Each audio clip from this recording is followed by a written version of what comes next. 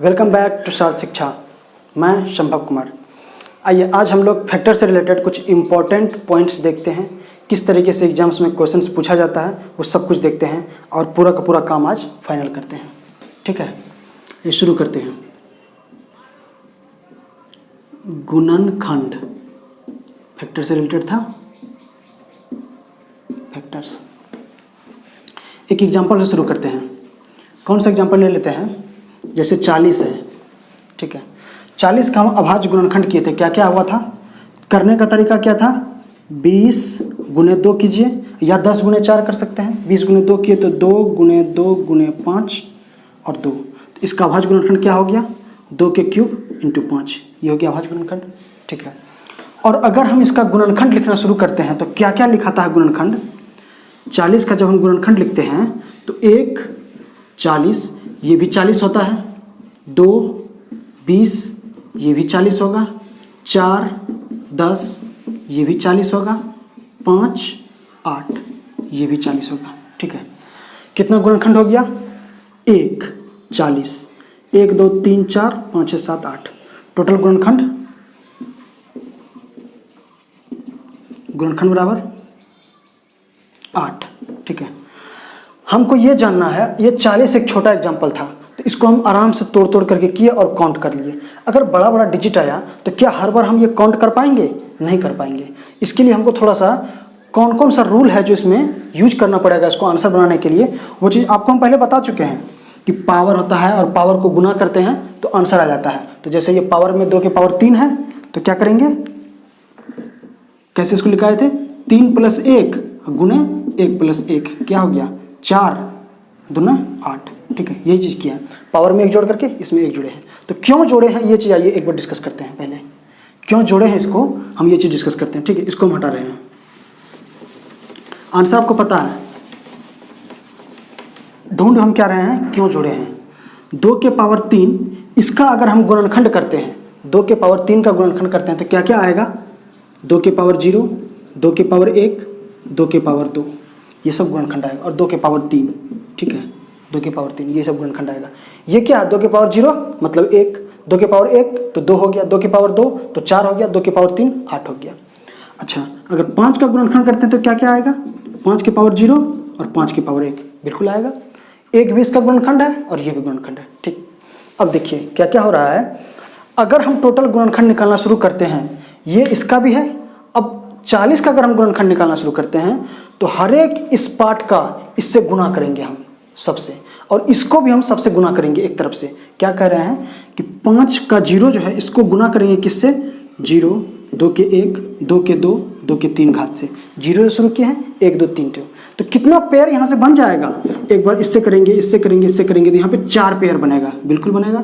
समझ में आ रहा होगा क्या कर रहे हैं? 5 के पावर 0 से किए 4 पेयर बन गया। फिर 5 के पावर 1 से गुना करेंगे 2 के पावर 0, 2 के पावर 1, 2 के पावर 2, 2 के पावर 3 में, तो फिर यहाँ से कितना पेयर बन रहा है? 4 पेयर बन रहा है। ठीक है, 4 पेयर बन रहा है। तो यहाँ से कितना आ गया? 8 आ गया आंसर। ये काम है।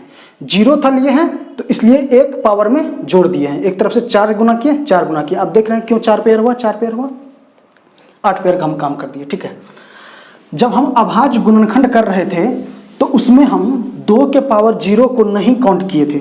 2 के पावर 0 को काउंट नहीं किए थे। क्यों नहीं किए थे? क्योंकि 2 के पावर 0 एक अभाज्य संख्या नहीं है, इसलिए इसको काउंट नहीं किए थे। तो आंसर हमारा जो पावर था सिर्फ उसी को जोड़ करके आंसर दे दिए थे। लेकिन इसमें एक गुणनखंड है इसलिए हम इसमें एक को ऐड करते हैं। ठीक है, आप समझ रहे होंगे। चलिए अब देखते हैं इसमें कुछ और भी इंपॉर्टेंट क्वेश्चन सब कैसे कैसे आता है। जब एक बार आपको पता चल गया कि गुणनखंड क्या है, अभाज्य गुणनखंड निकाल लिए, अब गुणनखंड का संख्या निकाल लिए, तो अब क्वेश्चंस को कैसे कैसे करके ऐड किया जाएगा। 40 है, 2 के क्यूब गुने 5, यही है ना, यही इसका अभाज्य गुणनखंड। अब इसमें आपसे क्वेश्चन पूछेगा कि बताइए इवन नंबर ऑफ ऑड कितना है, इवन नंबर ऑफ फैक्टर कितना है, मतलब सम गुणनखंड का संख्या, विषम गुणनखंड का संख्या, ये सब क्वेश्चंस भी आपसे पूछा जाएगा। तो क्या क्या आया था? 2 के 0, 2 के 1, 2 के 2, 2 के 3, यही है। और क्या है? 5 के 0, 5 के 1, ये दोनों गुना में किए हैं तो यहाँ गुना है। ठीक है, ये दोनों है, काम कर रहा है। ये समझ रहे हैं ना? 5 का 0, 5 का 1, क्यों? क्योंकि ये 5 का फैक्टर है, ये दोनों, ये 2 का टोटल फैक्टर है, ये सब आ गया। जब इसमें गुना करते हैं तो ये क्या है? 1 है, ठीक है, ये 1 है और ये 2 है, ये 4 है, ये 8 है। अब देखिए, अगर हमसे सम संख्या पूछा तो हम क्या 1 से 5 को अगर गुना करेंगे, इससे 1 से, ये भी तो 1 है ना, ये 1 है, ये 5 है, 1 को अगर हम 1 से गुना करेंगे तो 1 क्या सम संख्या है? नहीं, ये विषम संख्या है। 1 को अगर 5 से गुना करेंगे तो ये क्या सम संख्या है? नहीं, ये भी विषम संख्या है। तो ये दोनों हमारा काम नहीं करेगा। मतलब 2 के पावर 0 से गुना करके जो भी रिजल्ट आएगा वो हमारा काम नहीं कर रहा है। हमारा काम क्या करेगा? अगर 2 के पावर 1 है, ये 2 है, ये 4 है, ये 8 है, जहाँ जहाँ सम संख्या है सिर्फ सम संख्या से ही गुना करना है और किसी संख्या से गुना नहीं करना है। एक विषम संख्या है इसलिए इससे गुना करके आंसर नहीं आएगा। तो हम क्या कह रहे हैं कि 2 के पावर 3 जहाँ गुणनखंड का संख्या निकालने में 3 में 1 जोड़ते थे, इसमें 1 नहीं जोड़ेंगे। क्यों नहीं जोड़ेंगे? क्योंकि इस 3 का ही इस्तेमाल कर रहे हैं, 1 का इस्तेमाल नहीं कर रहे हैं, इसलिए हम 3 ही रखेंगे। जब पूछ दिया हमसे क्वेश्चन कि सम गुणनखंड की संख्या, सम गुणनखंड की संख्या, तो हम क्या करेंगे?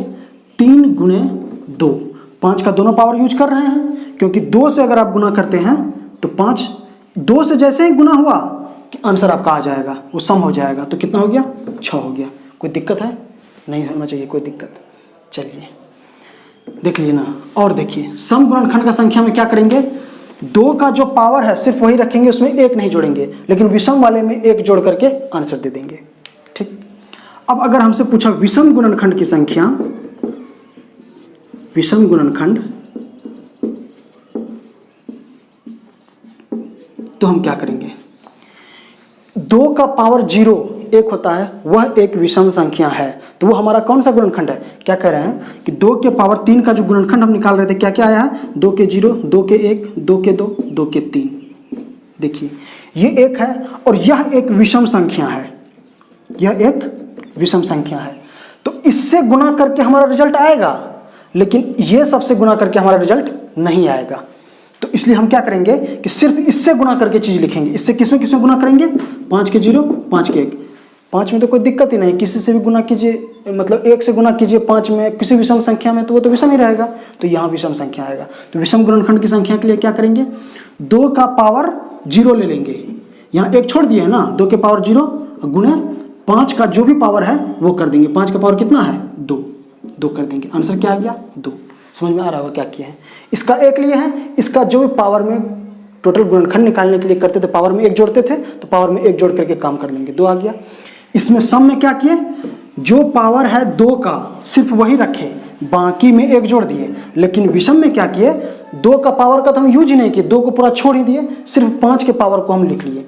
अच्छा, कल के डेट में मान के चलिए एग्जाम्पल रहता, अगर ऐसे दिया हुआ है, अब कोई भी संख्या है उसका गुणनखंड किए हैं, गुणनखंड में क्या आया है? 2 के क्यूब इंटू 3 के स्क्वायर इंटू 5 के क्यूब इंटू 7 के स्क्वायर। कोई संख्या दिया हुआ, उसका गुणनखंड ये आया। हमसे एग्जाम्पल में क्या क्या क्वेश्चन पूछा, देख लीजिए, ये एग्जाम्पल है, इसको हम हटा रहे हैं। हमसे क्वेश्चन पूछा कि बताइए इस 2 के क्यूब 3 के स्क्वायर, 2 के क्यूब 3 के स्क्वायर, 5 के क्यूब और 7 के स्क्वायर का सम गुणनखंड की संख्या कितनी है? तो क्या करेंगे हम? सम गुणनखंड जैसे ही पूछेगा, इसको सेम टू सेम रहने देंगे, बाकी में 1 ऐड करके लिख देंगे। क्या कर रहे हैं हम? 3 तो रहने देंगे, गुना इसमें ऐड करेंगे 2 + 1 गुना इसमें करेंगे 3 + 1 गुना इसमें ऐड करेंगे 2 + 1। ठीक है, 2 + 1 कर दिए, आंसर कर देंगे। अगर पूछा विषम, तो इसका पावर को यूज नहीं करेंगे, इसको सिर्फ छोड़ देंगे, बाकी विषम संख्या के पावर में 1 ऐड करके सिर्फ आंसर दे देंगे। क्या आएगा? 2 + 1 गुना 3 + 1 गुना 2 + 1। ठीक है, आंसर आ जाएगा आपका। इस तरीके से हम काम करेंगे। हाँ, अगर टोटल गुणनखंड पूछा, क्या कर रहे हैं? टोटल कुल गुणनखंड की संख्या, अगर आपसे पूछा कुल गुणनखंड, तो क्या करेंगे? सब में पावर 1 करेंगे, 3 + 1 गुने 2 + 1 गुने 3 + 1 गुने 2 + 1, ये कर देंगे, आपका आंसर आ जाएगा। ठीक है, समझ रहे हैं क्या क्या आ रहा है? सम गुणनखंड, विषम गुणनखंड। चलिए देखते हैं और भी चीज, इसको हटाते हैं। एक एग्जाम्पल है 160, इसमें हमको पूछा है सम गुणनखंड की संख्या, विषम गुणनखंड की संख्या और कुल गुणनखंड की संख्या। क्या हम ये ऐड कर सकते हैं, ये बना सकते हैं? कोशिश करते हैं। 160 का हम पहले अभाज्य गुणनखंड करते हैं। क्या क्या करेंगे? अच्छा, इसमें आपको नहीं आ रहा है तो आप क्या कीजिए, इसको 8 गुने 20 कर देते हैं। ठीक, ये क्या है? 2 के क्यूब, ये क्या है? 2 के स्क्वायर गुना 5। तो टोटल क्या हो गया? ये क्या आ गया? 2 के पावर 5 गुना 5। ठीक है, समझ में आ रहा है क्या क्या चीज़ हुआ है? 2 के पावर 5 गुना 5। अब सम गुणनखंड की संख्या पूछा तो क्या करेंगे? इसमें सिर्फ 5 रहने देंगे, इसमें 1 जोड़ देंगे। तो क्या आएगा? 5 गुने 2 बराबर 10। कोई दिक्कत नहीं होना चाहिए। ठीक है, फिर पूछा हमसे विषम गुणनखंड की संख्या, तो क्या करेंगे? 2 के पावर 5 को छोड़ देंगे, सिर्फ 5 के पावर में 1 जोड़ देंगे। 1 + 1 बराबर 2। ठीक है, अगर पूछा कुल गुणनखंड की संख्या तो टोटल में 1 1 जोड़ना पड़ेगा। 5 + 1 गुना 1 + 1 मतलब 6 गुना 2 बराबर 12। ठीक है, अब देखिए सम संख्या है, विषम है, दोनों को जोड़े तो टोटल आ गया। आंसर इस तरह से निकाल देंगे हम। ठीक है, अब देखिए चीज़ इसमें और भी ज़्यादा बढ़ेगा, और भी चीज़ बढ़ता चला जाएगा। इसको हटाते हैं। अब आप लोग कर सकते हैं, कहीं पूछेगा सम गुणनखंड विषम गुणनखंड तो आप आराम से निकाल सकते हैं। अगर कभी एग्जाम में पूछ दिया कुल गुणनखंड की संख्या, अभाज्य गुणनखंड की संख्या पूछा तो वो भी निकाल सकते हैं। कुल संख्या के लिए क्या किए? पावर को जोड़ दिए। अगर पूछा गुणा तो गुणा, जहाँ जो पूछेगा उस तरीके से आप करेंगे। अच्छा, एक एग्जाम्पल है 240, इसको हमको तोड़ना है तो क्या करेंगे? पहले कोई 2 ब्रेक कर लेंगे। 6 गुना 40, ये तो कर सकते हैं ना, 6 40 2 गुणनखंड। अब इसको गुणनखंड करते हैं, 2 गुना 3, इसका भी गुणनखंड करते हैं। क्या क्या आएगा? 40 को 4 गुना 10 कीजिए, 2 गुने 2 गुने 2 गुने 5। ठीक है, ये कर दिए। अब टोटल गुणनखंड पूछा तो क्या आएगा? 2 के क्यूब गुने 3 गुने 5। ये है स्टैंडर्ड फॉर्म, इसको याद रखना है। ये इसमें आपको पहले लाना ही पड़ेगा, ये अभाज्य संख्या के रूप में लाना ही पड़ेगा। ठीक है, अच्छा 2 1 2 3 4 होना चाहिए, यहाँ 4 होना चाहिए। ठीक, अब देखिए पूछा हमसे कुल गुणनखंड, कुल गुणनखंड तो हम इसका आंसर दे सकते हैं। क्या करेंगे?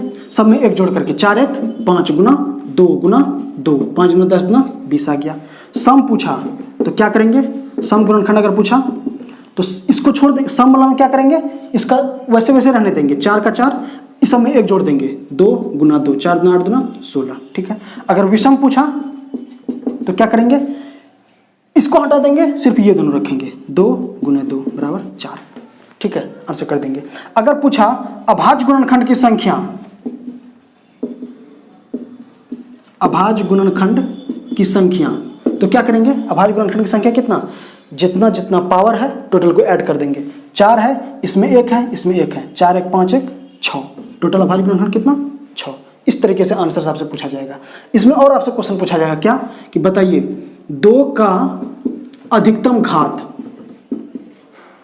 2 का अधिकतम घात क्या दे सकते हैं? हाँ, 2 का अधिकतम घात कितना है? 4 है। आंसर हो गया। आपसे क्वेश्चन पूछा जाएगा 240 में 2 कितने बार गुणा के रूप में आया होगा? या तो पूछेगा अधिकतम घात या पूछेगा 2 कितने बार गुणा के रूप में आया होगा, उसका भी आंसर क्या होगा? 4। अगर पूछेगा 240 में 5 कितने बार गुणा के रूप में आया होगा तो आप क्या कहेंगे? आंसर 1 बार। ठीक है, इस तरीके से सारा क्वेश्चन आपसे पूछा जाएगा। आप इसको बनाइए और देखते हैं और कुछ भी नेक्स्ट वीडियो में करते हैं। देखते रहिए, खुश रहिए, हमेशा पढ़ते रहिए मन लगा करके, और शेयर कीजिए, सब्सक्राइब कीजिए। धन्यवाद।